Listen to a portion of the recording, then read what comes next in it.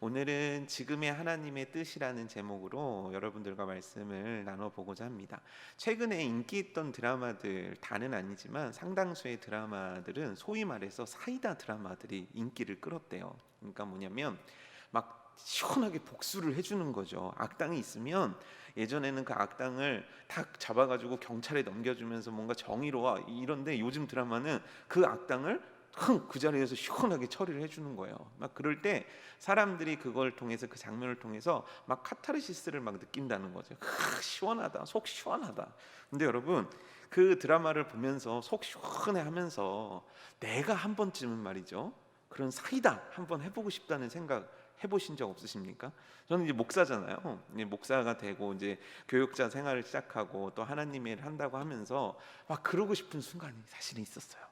인격적으로 탁월하지가 못해가지고 한번 들러 엎어, 한번 시원하게 그냥 소리라도 한번 질러 막 이러고 싶을 때가 있었거든요. 근데 그때마다 성공을 못했어요.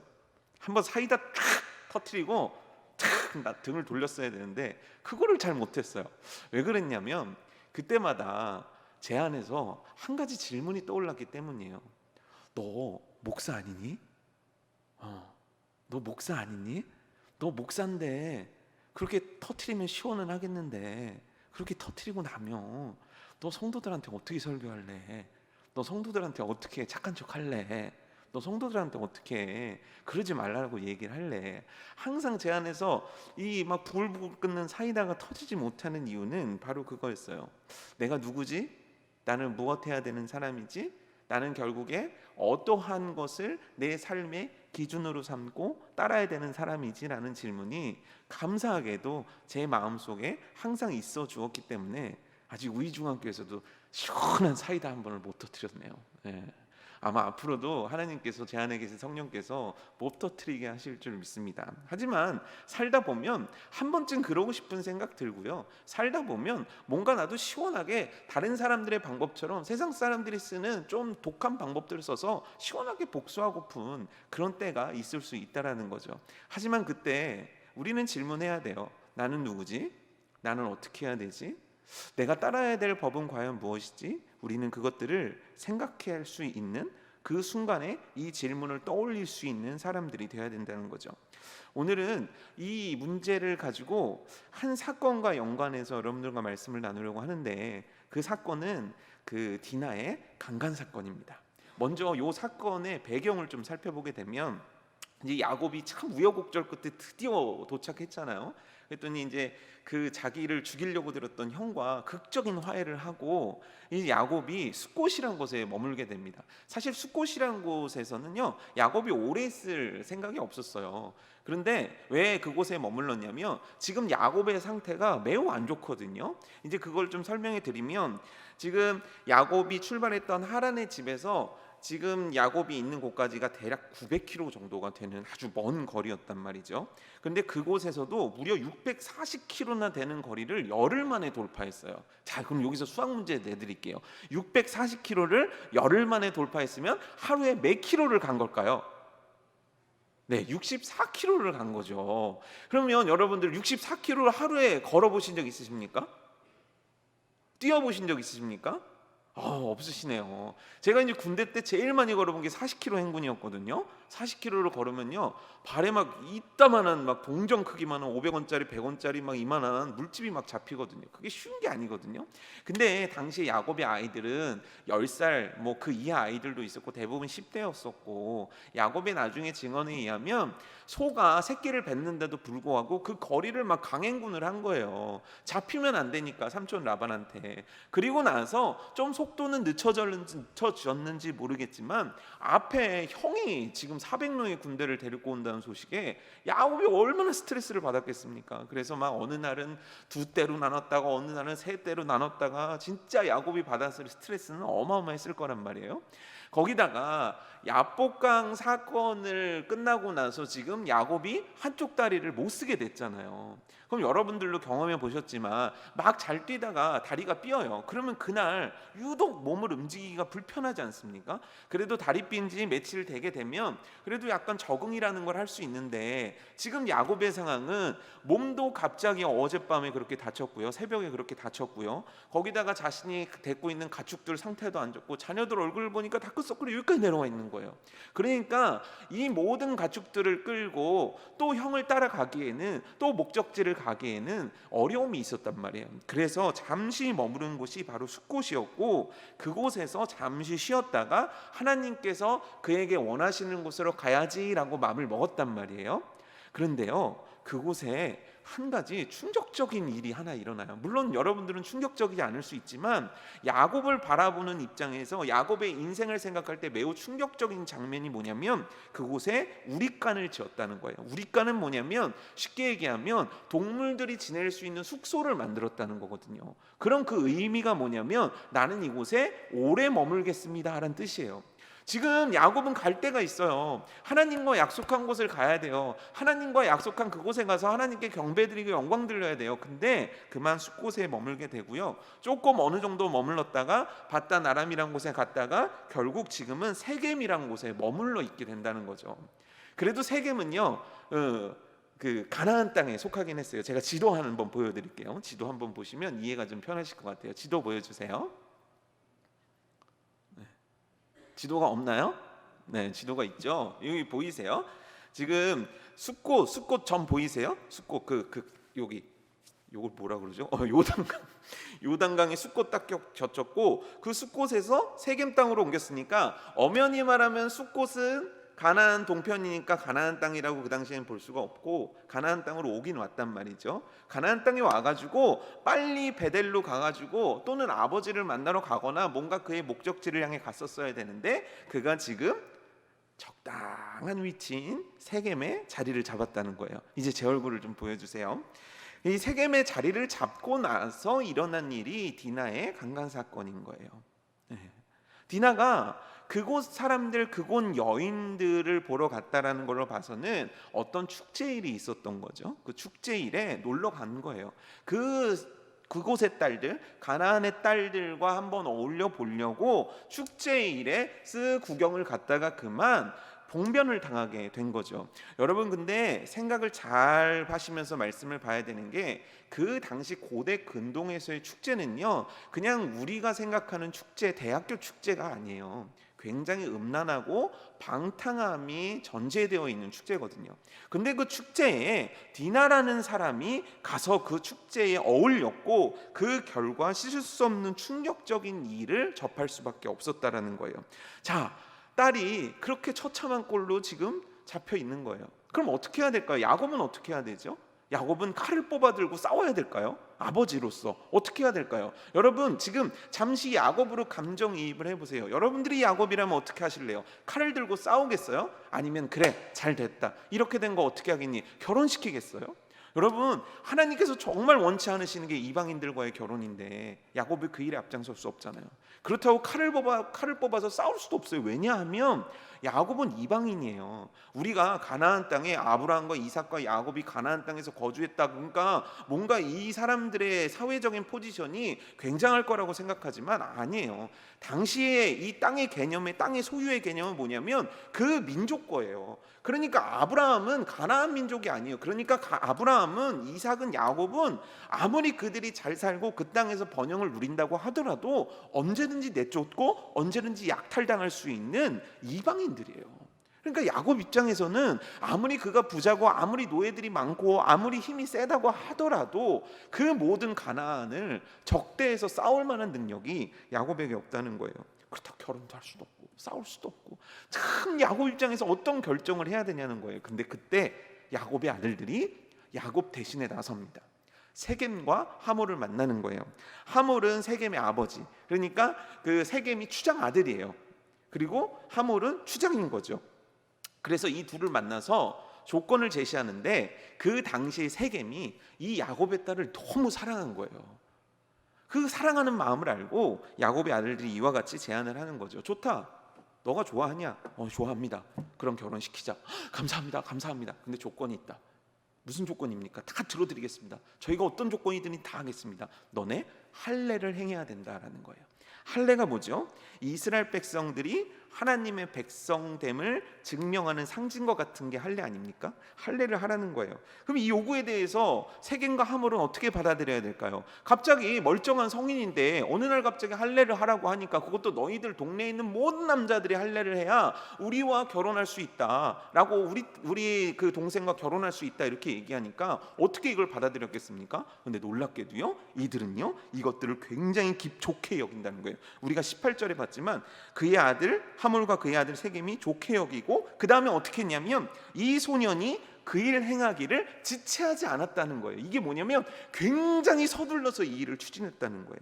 그 이유가 뭐냐면, 첫 번째는 세겜이 이 야곱의 딸을 너무 사랑했다는 거, 너무너무 사랑했다는 거죠. 두 번째는 뭐냐면 이 행위가 이들에게 손해가 될 거라고 생각하지 않은 거예요.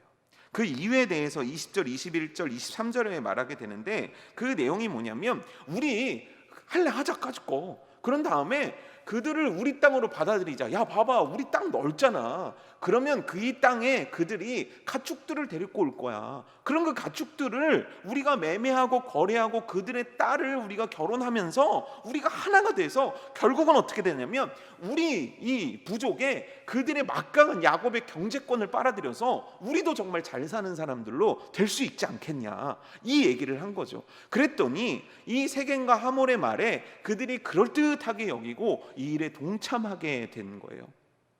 이 당시의 그 물질의 기준은 지금하고 좀 틀리거든요.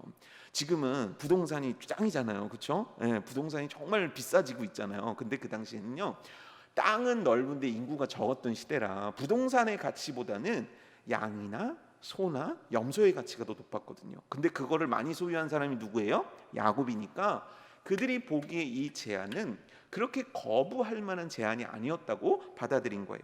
그래서 어떻게 하냐면 이들은 결정하는 거예요. 그러면 하자. 그래서 그들의 모든 소유를 우리 걸로 만드는 이 프로젝트를 진행하자. 그리고 그들은 진짜 할례를 하기로 결정을 하고 이것들을 행동으로 옮기게 되는 겁니다. 근데 여러분, 지금 이 야곱의 아들들이 한 이야기가 하나님 뜻에 합한 걸까요? 여러분들 생각에는 어떠세요? 근데 굉장한 아이디어 아닙니까? 그렇죠? 괜찮은 방법 같지 않습니까?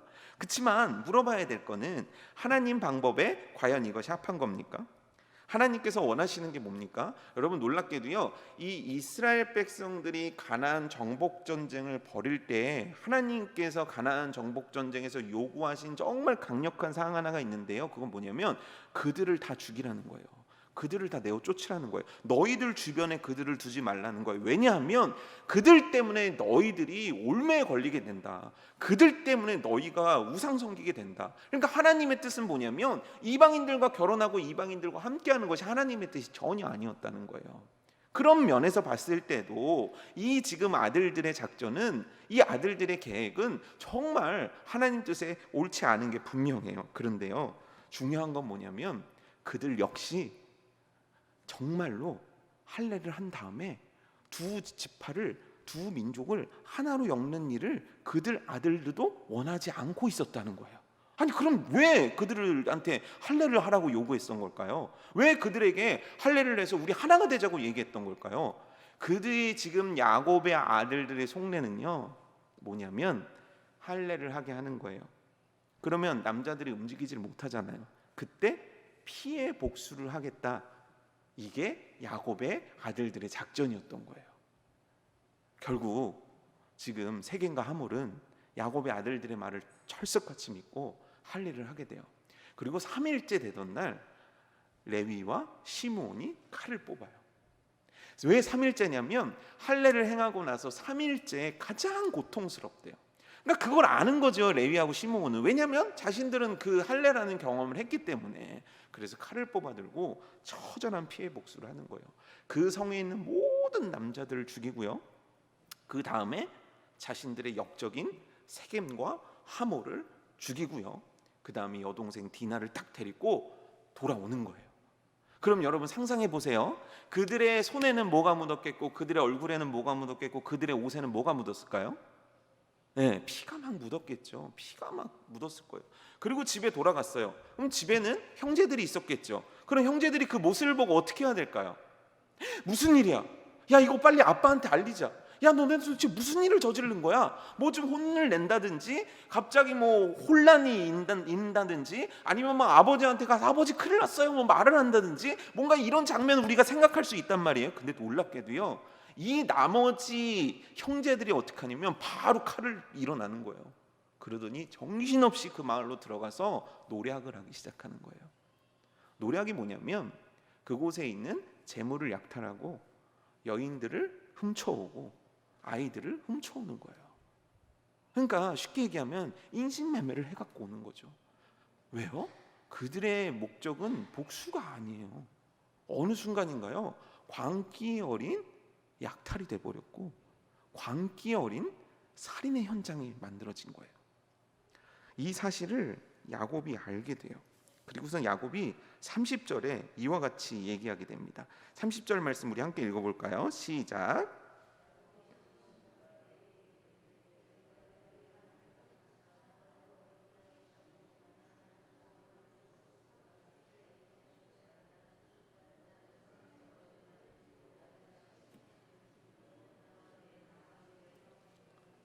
네, 좀 이 신비죠. 네. 인원이 한 지금 한 40분 계신 것 같은데도 네 분이 읽는 것 같이 이렇게 읽어주셔서 참 감사합니다. 네. 이 야곱이 이 얘기를 듣고 얘기하는 거야, 아들들에게. 너네가 악취를 풍겼다는 거예요. 그 악취를 풍긴 이유가 뭐냐? 이와 같이 얘기하는 거죠. 야, 우리 힘 없어. 우리 약해. 만약에 이게 브리스 족속이나 가나안 족속 속에 알려지면 내가 어떻게 살겠냐는 거예요. 그러니까 야곱은 지금 현실적인 감각이 있는 거예요. 그러니까 야곱이 칼을 뽑아들 수도 있고 다양한 방법을 쓸 수 있었음에도 불구하고 그가 아무것도 하지 못한 이유는 바로 이거였거든요. 왜냐하면 우리가 자칫 잘못 움직이다가는 이곳에서 그냥 죽는다. 우리라는 민족 자체가 사라진다. 너네들 그거 모르냐? 어찌 너네들 이 악취를 풍겼느냐? 이거 우리 끝난다. 이거 우리 정말 잘못한 거다. 야곱이 이렇게 얘기하는 거예요. 근데요, 하나님 앞에서 과연 이들의 시므온과 레위와 이 형제들의 행동은 어떻게 되는 걸까요? 좀 속 시원하지 않으세요? 아니 뭔가 좀 이런 맛이라도 좀 있어야지, 그렇지 않아요?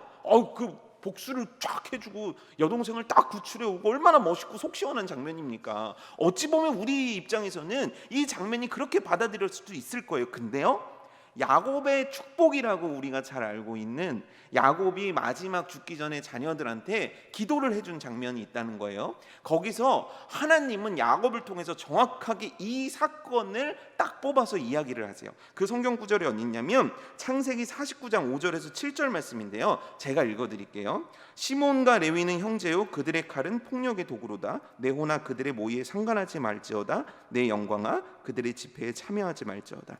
그들이 그들의 분노대로 사람을 죽이고 그들의 혈기대로 소의 발목 힘줄을 끊었음이로다. 그 노여움이 혹독하니 저주를 받을 것이요 분기가 맹렬하니 저주를 받을 것이라. 내가 그들을 야곱 중에서 나누며 이스라엘 중에서 흩으리로다. 정확하게 하나님은 그 장면을 기억하고 계신 거예요. 하나님의 뜻 아니야. 하나님의 방법 아니야. 하나님이 원하시는 거 아니야. 너네들은 너희들의 분노와 너희들의 혈기로 움직였어. 결국 그 일로 인해서 이들은 야곱의 축복이 아니라 저주를 받게 되고요, 결국 이 사건으로 말미암아 그 주변에 악취를 풍겨서 야곱이라는 사람의 입지뿐만 아니라 그들의 공동체가 모두가 위협받는 상황에 처하게 됐다라는 거예요. 그런데 여러분, 이 얘기를 들은 자녀들이 하는 얘기거든요. 31절 한번 읽어보실래요? 시작.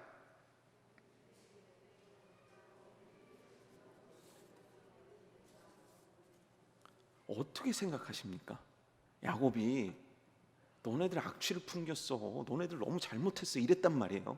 근데 그 얘기를 들은 아들들의 항변이 뭐냐면, 아니 그럼 그가 우리 누이를 창녀같이 대우함이 옳으니까 우리가 가만히 있습니까? 아니 내 누이를 창녀처럼 대했는데 우리가 지금 이거 참아서 되겠습니까? 여러분, 이렇게 아들들이 이야기하면 야곱은 뭐라고 얘기해야 될까요? 뭐라고 답변해야 될까요? 근데 기가 막히게요, 성경이요 31절까지밖에 안 나왔어요. 이 질문을 듣고 야곱이 뭐라고 얘기했는지를 성경은 우리들한테 알려주지 않아요. 어쩌면 진짜 야곱도 침묵이었을지 모르고 야곱이 어떤 얘기를 했을런지도 모르겠어요. 하지만 분명한 건 지금 이 야곱의 형제들은 잘못한 거예요. 야곱은 큰 위기에 처한 거예요. 근데 그 잘못은 하나님 앞에서도 악이었고 지금 가나안 모든 지역에 악을 떨쳐버리고 난 거예요. 그리고 지금 야곱에게는, 이 아들들에게는 이 상황을 어떻게 해결하고 어떻게 대처할 수 있는 방법이 또한 없는 거예요. 야곱이 평생 동안 여러 위기에 처했지만 지금은 정말 큰 위기에 처하게 된 거예요. 도움받을 데도 없고 상대는 강하고 게다가 하나님 뜻과는 먼 선택을 해버린 이 상황, 도대체 어떡하냐는 거죠. 여러분, 이거 왜 이런 일이 일어난 겁니까? 우리는 어떤 사건이나 어떤 현상이 일어났을 때 반드시 해야 되는 질문 하나가 있어요. 왜 이 일이 일어났는가? 왜냐하면 이유를 알아야 바꿀 수 있기 때문이고, 이유를 알아야 다시 그 악을 번복하지 않을 수 있기 때문이죠. 그럼 여러분, 질문을 던져보세요. 왜 야곱의 아들들은 이와 같은 결과를 보일 수밖에 없었을까? 아니, 조금 더 돌려요. 왜 야곱의 딸 디나는 그런 일을 겪을 수밖에 없었을까요? 왜 야곱의 집안은 지금 이 꼴에, 이 모습에, 이 위기에 다시 처해야만 됐냐는 거죠.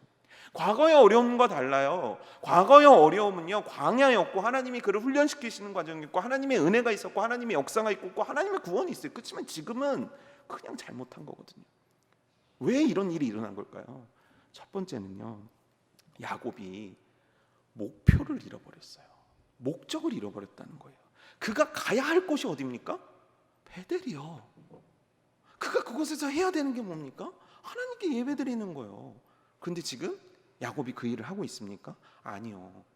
야곱은 처음에 숲곳에 머물렀다가 나중에 가야지 그러다가 바다나람에 머물러 있다가 나중에 가야지 세겜에 간신히 머물르면서 나는 가나안에 왔어, 나는 가나안에 머물러, 이러고 있단 말이에요. 세겜은 하나님이 이 야곱에게 있으라 한 곳이 아니에요. 가라 한 곳이 아니에요. 지금 야곱에게 하나님이 원하시는 일이 있고요, 지금 하나님이 야곱에게 가라는 곳이 있고요, 지금 하나님이 야곱에게 시킨 일이 있어요. 근데 지금 야곱은 그저 편안함 속에 묻어 있는 거예요. 여러분, 착각하면 안 됩니다. 우리 인생의 편안함이 하나님이 주시는 형통이라고 착각하면 안 돼요. 그 바닷가 가보셨나요? 바닷가에 가보면 배가 있어요. 근데 배가 항구에 머물러 있어요. 그럼 잔잔하게 이러고 있어요. 그럼 여러분, 잔잔함이 좋으니까, 편안함이 좋으니까 그 배는 계속 그 항구에 머물러 있으면 됩니까? 그래도 돼요? 안 되죠. 그럼 배는 어떻게 해야 되는 거죠? 배는요, 파도를 치고 나가는 게 배예요. 배는요, 바람을 뚫고 가는 게 배예요. 배는요, 목표지까지 비가 오든 바람이 불던 폭풍우가 치던 어찌됐건 목적지로 가는 게, 나침반 방향에 맞게 목적지를 향해 가는 게 배예요. 우리들 인생은요, 잔잔한 파도에 머물러 있는 게 우리 인생이 아니에요. 우리들의 인생은요, 하나님께서 우리들에게 가라 하시는 곳에 가는 게 우리 인생이고요, 하라 하시는 일을 하는 게 우리 인생이고요, 원하시는 그 사명을 목숨 걸고 감당하는 게 우리가 해야 될 일이에요. 혹시 편안함에 계신 거 아닙니까? 그런데요, 그 편안함은요, 이 야곱의 자녀들에게 어마어마한 독이 됐음을 우리는 기억해야 되는 거예요. 참 기가 막힌 장면인데요, 창세기 35장 2절에서 4절 말씀을 보게 되면 이제 야곱이 얘기하는 거예요. 제가 읽어드릴게요. 야곱이 이에 자기 집안 사람과 자기와 함께한 모든 자에게 이르되 너희 중에 있는 이방 신상들을 버리고 자신을 정결하게 하고 너희들의 의복을 바꿔 입으라. 우리가 일어나 베델로 올라가자. 내 환난 날에 내게 응답하시며 내가 가는 길에서 나와 함께 하신 하나님께 내가 거기서 제단을 쌓으려 하노라매. 그들이 자기 손에 있는 모든 이방 신상들과 자기 귀에 있는 귀고리들을 야곱에게 주는지라. 야곱이 그것들을 세겜 근처 상수리 나무 아래 묻고. 뭡니까? 그들에게 어떻게 이렇게 우상들이 있는 거예요? 여러분, 잘 생각해 보세요. 삼촌네 집에서 도망 올 때요, 열흘 만에 640km를 왔어요. 뭐 챙기고 자시고 할 시간 없다고요. 그럼 언제 이렇게 그들에게 우상들이 많아진 겁니까? 언제 이렇게 귀걸이들이 생긴 겁니까? 아니, 귀걸이는 돈 주고 사야 되는 거 아닙니까? 그러면 하나님 신인 평안함과 물질적인 풍요가 결국 그들을 어떻게 만들었다는 거죠? 그들은 어째서 그들의 집과 그들의 소유 속에 이리도 많은 우상들을 가지고 있는 겁니까? 근데요, 이 지금 야곱이 말한 뉘앙스를 가만히 보세요. 야곱은 이렇게 살고 있는지, 내 가족들이 이렇게 신앙생활하고 있는지 알고 있었어요. 내놓으라는 거예요. 야곱이 집에 들어가서 뒤져서 꺼낸 게 아니에요. 내놓으라는 거예요. 너네 갖고 있는 거 내놔 이거예요. 그럼 뭐예요?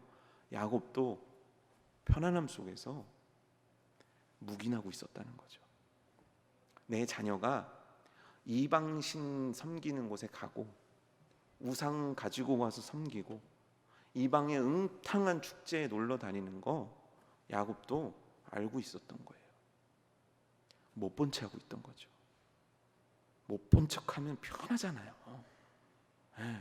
내 아이가 이번에 주일학교를 갔는지 안 갔는지 못 본 척하면 잔소리 안 해도 되잖아요. 내 아이가 주일 예배를 어떻게 드리는지 사실 못 본 척하면 제일 편하잖아요. 못 본 척한 거예요. 결국 그들은 숫곳이라는 편안함, 세겜이라는 편안함 속에서 그들 스스로가 하나님과 멀어지고 있었고, 악이라는 것을 가까이 하고 있었고, 하나님이 원치 않은 선택과 일들을 이미 하고 있었다는 거예요. 왜 가지 못했는가 물을 이유가 없어요. 갈 생각도 안 하고 있었는걸요. 왜 가지 않았는가 물을 이유가 없어요. 오늘 신앙생활도 제대로 안 하고 있는걸요. 왜 가지 않았는가 물을 이유가 없어요. 그들 인생에서 더 이상 하나님이 그들의 관심의 대상이 아니거든요. 하나님이 나를 왜 이곳으로 보내셨는지, 하나님이 왜 삼촌의 집에서 20년 동안 고생케 하시고 나를 부유케 하셔서 이곳에 보내셨는지 그 목적과 이유를 굳이 물을 이유가 없어요. 왜냐하면 하나님이 내 인생에 중요한 분이 아니니까요. 하나님이 더 이상 내 인생에 직접적인 관련이 있으신 분이 아니니까요. 나는 더 이상 하나님의 눈치를 볼 필요가 없거든요. 왜요? 편안하니까요. 여기가 좋으니까요. 결국 이건 야곱의 잘못이죠. 야곱은 목적을 잃어버리고 그 순간 죄가 들어오고 하나님의 뜻, 하나님의 계획, 하나님의 꿈, 하나님의 비전, 하나님의 뜻, 이게 아무 상관없는 인생이 돼버린 게 야곱과 그의 가정의 상황이 되었다는 거예요.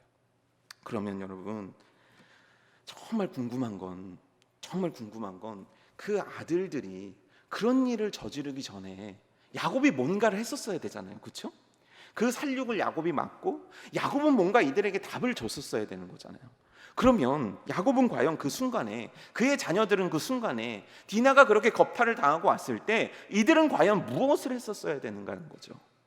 간단해요. 너무 간단해서 어이가 없어요. 하나님께 물어봤었어야죠. 하나님 어떻게 하면 좋죠? 하나님 제가 잘못했는데 어떻게 하면 좋죠? 하나님 저 뭐부터 하면 좋죠? 근데요 여러분, 신앙생활 해보셔서 아시겠지만 하나님과 멀어지면 멀어질수록 하나님께 묻지를 못합니다. 내가 하나님과 가까이 있으면요 죄도 민감하고요 묻기도 잘 물어요.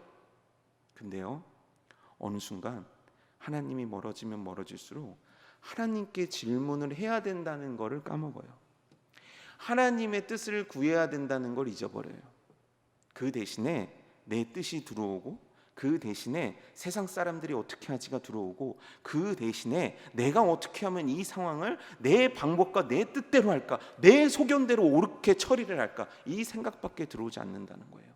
결국 그들은 그때 물었어야 돼요. 하나님 잘못했습니다. 하나님 어떻게 하면 좋죠? 하나님 위기 때마다 나를 건져주시고 구해주신 하나님, 네 인생의 어려움 때마다 나에게 역사하신 하나님, 내가 어떻게 하면 좋을까요? 하나님 내가 진짜 가장으로 어떻게 하면 좋을까요? 하나님이 야곱, 이스라엘, 이 못난 인생 정말 어떻게 하면 좋을까? 하나님에 물었어야 되는데 야곱은 하나님께 단 한 번도 묻지 않았고요. 그의 아들들은 그들의 소견에 좋은 대로 선택을 한 거예요.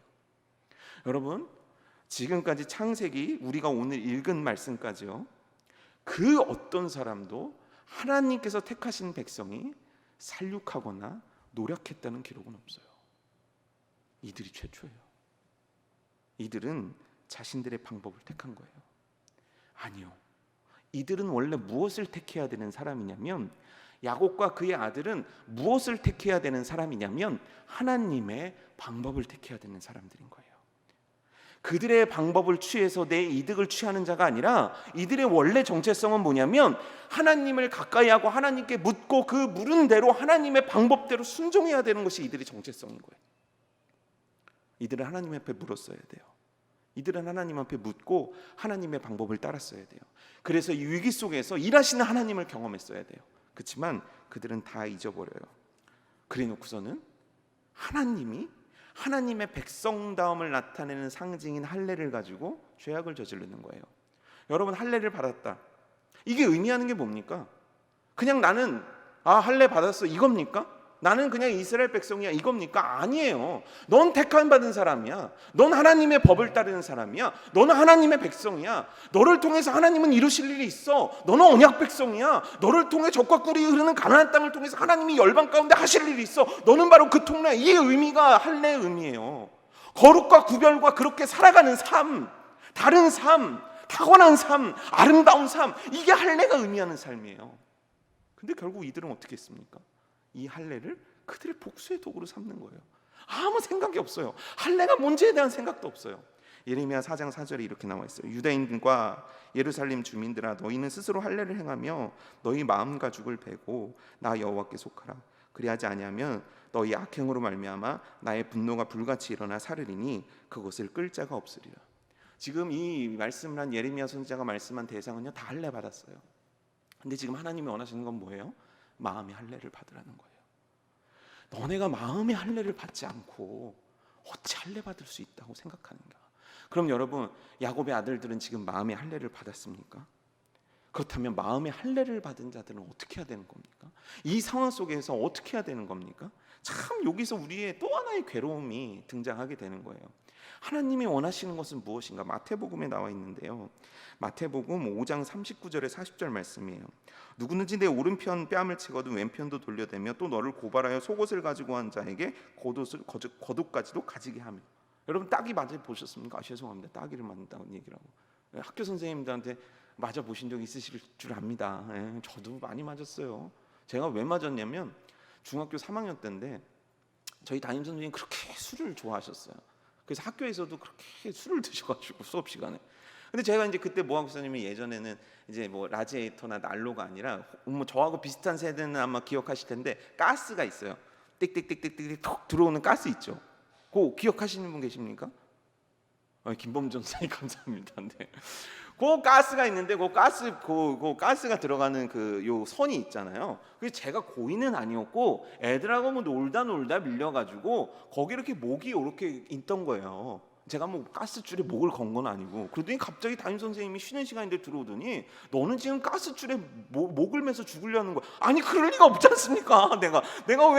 내가 진짜 그 당시 중3 28 청춘 16 나이인데 내가 그 짓을 할 리가 없잖아. 근데 갑자기 저를 막 아이고 세상에, 우리 어머니 들으면 지금도 열받으시겠네요. 네. 속상하죠. 지금도 기억난다는 건 제가 그때 엄청 속상했다는 거거든요. 근데 오늘 말씀이 이거예요. 왼편 뺨을 맞으면 오른편 대라는 거예요. 하실 수 있겠어요? 아니, 욕먹을 만한 짓을 해서 그랬다면 이해는 하겠지만 내가 욕먹을 짓을 안 했는데 왼편 뺨을 맞으면 오른편 뺨 대실 수 있으시겠어요? 속옷 달라고 하는 지독한 사람한테 겉옷까지 주실 수 있으시겠어요? 이거 쉽지 않죠. 근데 만약에 진짜 단순히 딱이 한 대 맞는 거면 왼편 되고 오른편 또 되겠어요. 하지만 지금 상황 그게 아니잖아요. 내 딸이 그렇게 추악한 범죄, 내 동생이 그런 추악한 범죄에 당했는데 어떻게 참을 수 있겠냐는 거죠. 그러니까 인간의 감정으로서 이건 당연히 폭발시킬 수밖에 없는 거냐고 우리는 생각하고 이야기할 수 있을 거예요. 근데요, 성경은 반복해서 얘기해요. 마태복음 5장 39절에 뭐라고 얘기하냐면 나는 너에게 이르노니 악한 자를 대적하지 말아라. 로마서 12장 17절에 뭐라고 나왔냐면요, 아무에게도 악을 악으로 갚지 말고 모든 사람 앞에서 선한 일을 도모하라. 잘한 건가 봐요. 야곱의 아들들이 괜히 하나님한테 물었다가 하나님이 이러라고 그랬으면 얼마나 답답할 뻔했어요. 근데 그 의미가 아니에요. 하나님의 정답은 그냥 너희들이 참아라, 너희들이 그냥 고구마 같아라, 그거를 의미하는 게 아니에요. 여기에는 더 심오한 뜻이 있는데 그건 뭐냐면 예레미야서 12장 1절에 이렇게 나와 있어요. 예레미야 선지자가 답답했나 봐요. 그러면서 얘기하는 거예요. 잘 들어보세요. 여호와여, 내가 주와 변론할 때에는 주께서 의로우시니이다. 예, 딱 지금 예레미야의 뉘앙스가 느껴지십니까? 안 느껴지십니까? 그럼 제가 좀 더 읽어드릴게요. 그러나 내가 주께 질문하옵나니 악한 자의 길이 형통하며 반역한 자가 다 평안하면 무슨 까닭입니까? 이게 쉽게 얘기하면 뭐냐면, 여호와여, 내가 주님하고 이렇게 변론할 때는 주님은 참 의로우십니다, 이거예요. 이해가 되십니까? 예. 뭐 이해가 되는지 안 되는지 알 수가 있어야 뭐 설교를 진행하죠. 뭐 웃지도 않고 울지도 않고 뭐 벽을 치지도 않고 주무시지도 않고 뭐 하시는지 모르겠습니다. 근데 하나님은 나하고 얘기할 땐 참 의로우신데요. 주께 제가 질문 하나 드리겠습니다. 악한 자의 길이 형통하며 반역한 자가 평안하면 이게 무슨 까닭입니까? 이렇게 얘기하는 거예요. 그러자 하나님께서 대답을 하시는 거예요. 17절입니다. 그들이 순종하지 아니하면 내가 반드시 그 나라를 뽑아 멸하리라. 여호와의 말씀이니라. 뭡니까? 야, 내가 심판한다. 내가 해. 내가 한다. 하나님은 이걸 얘기하시는 거예요. 그들의 의로움을 다 덮어줄게. 이게 그들의 불의함을 덮고 내가 다 없는 거 치고 그냥 넌 참어. 그냥 못난 사람처럼 살아. 하나님이 말씀하시는 건 그게 아니에요. 나한테 맡기라는 거예요. 내가 한다는 거예요. 하나님이 하신다는 거죠. 억울하고 답답하고 힘든 상황 속에서 우리는 하나님의 뜻을 구하고 그냥 하나님의 뜻을 순종하면 나머지는 그 하나님께서 그 억울함도 갚아주시고 그 문제를 해결하시는 분은 결국 하나님이시라는 거예요. 내가 착해서 내가 선해서 그것들을 행하라는 것이 아니라 하나님께서 심판하신다. 하나님께서 결정하신다. 하나님께서 결과 일하시고 하나님께서 모든 판결을 하실 거니까 너가 그렇게 나서지 말고 너가 그렇게 하지 말아라. 이게 하나님의 말씀인 거예요. 결국 이들은 복수 앞에 하나님의 뜻을 구했어야 되고요. 결론적으로는요, 이들은 복수한 게 아니라 노력하고 약탈한 거에 지나지 않았다는 거예요. 그들은 하나님께 맡겨드렸어야 돼요. 그들은 하나님께 간구했었어야 돼요. 결국 어찌 되었건 간에 하나님의 방법을 따르는 자들이 바로 야곱과 그의 자녀들이 되었어야 된다는 거죠. 하지만 그러지 못한 거예요. 결국 일은 최악으로 치달은 거예요. 이제 야곱은 죽을 수도 있어요. 아들들은 몰살당할 수 있어요.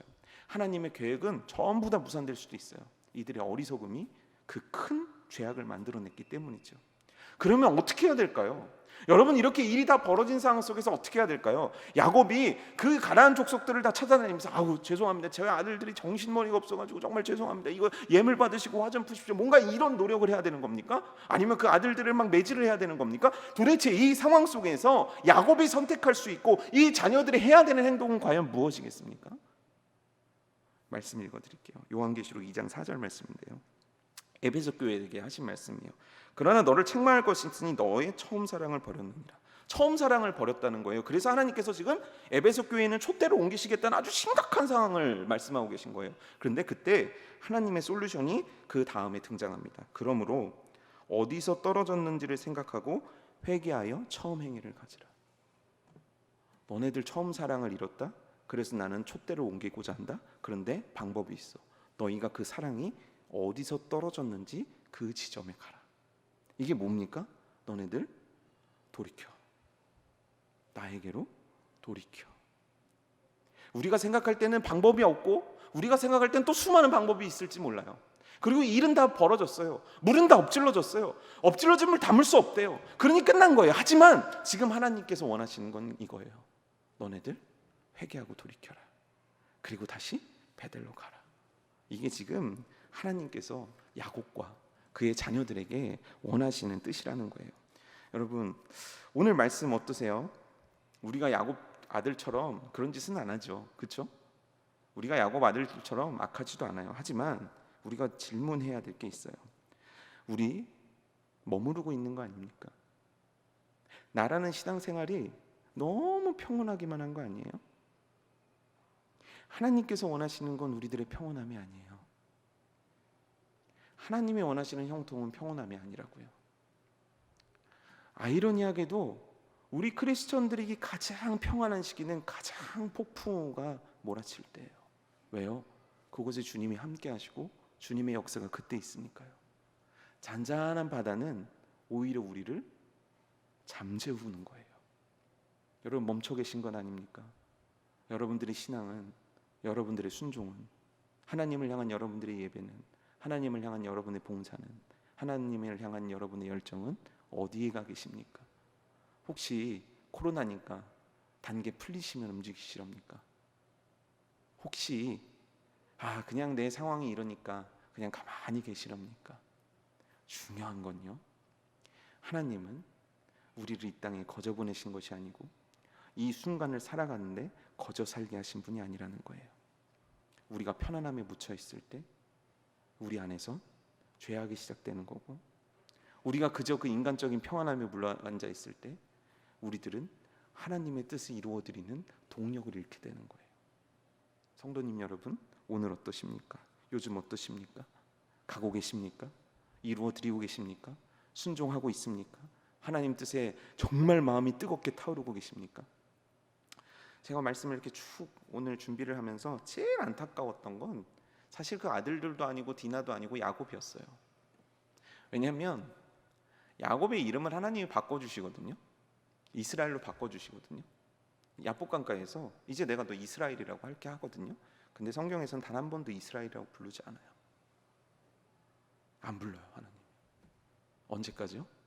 베델에서 하나님을 만나기 전까지 하나님은 성경 속에 계속 야곱이라고 기록해요.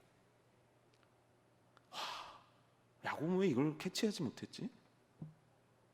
왜 자신의 이름을 계속 야곱이라고 부르는 거를 캐치하지 못했지? 왜 그는 그런 축복을 받았음에도 왜 이렇게 형편없이 살아야 되는 거지? 왜 그런 놀라운 역사를 체험하고도 그는 왜 이렇게 하루하루를 살아가야 되는 거지? 이유는 간단했어요. 편안함에 잠들었기 때문이에요. 그러면서 제 마음속에 드는 간절한 소원은 이거였어요. 오늘 이제 부를 찬양이기도 한데 주님을 가까이 하고 싶습니다. 진짜 주님을 가까이 하고 싶습니다. 그래서 내가 주님이 나한테 경종 울리는 걸 정말 크게 듣고 싶고, 내가 정말 주님과 멀어지는 것들을 진짜 소름 돋도록 민감하게 반응할 수 있고, 내가 지금 머무른다는 그곳에 강력한 충격을 받을 수 있게 주님을 가까이 하는 인생 되고 싶습니다. 성도들이 주님을 가까이 하는 일에 열망 가진 성도들 되기 원합니다. 이게 제 말씀을 준비하면서 마지막 기도 제목이 되더라고요. 결국은요, 편안함 속에 주님을 멀리했던 야곱, 편안함 속에 주님을 잊어갔던 자녀들, 결국 그래서 오늘의 사태가 일어난 거고요. 결국 지금 오늘 이 자리에서 하나님이 원하시는 건 내게로 가까이 오라라는 거예요. 여러분, 주님과 가까이 하고 계십니까? 주님은 어디 계십니까? 여러분들의 주님은 어디 계십니까? 혹시 주님이 멀리 있어도 멀리 있는 것을 느끼지 못할 만큼 둔해진 건 아닙니까? 주님이 느껴지지 않고 주님의 음성이 내 귀에 들리지 않는데도 불구하고 그냥 익숙하게 편안하게 그냥 교회에 왔다가 집에 돌아가시는 건 아닙니까? 주일날 그저 졸고 가는데도 불구하고 조는 내가 아무렇지도 않은 거 아닙니까? 그냥 52주 주일 예배 드리는 것, 그걸로 만족하시는 건 아닙니까? 하나님이 날 향한 계획, 하나님이 날 향한 뜻, 어느 순간 물어본 적도 없고 관심도 없는 건 아닙니까? 주님을 가까이 하는 은혜가 우리 가운데 시작되기를 축복합니다.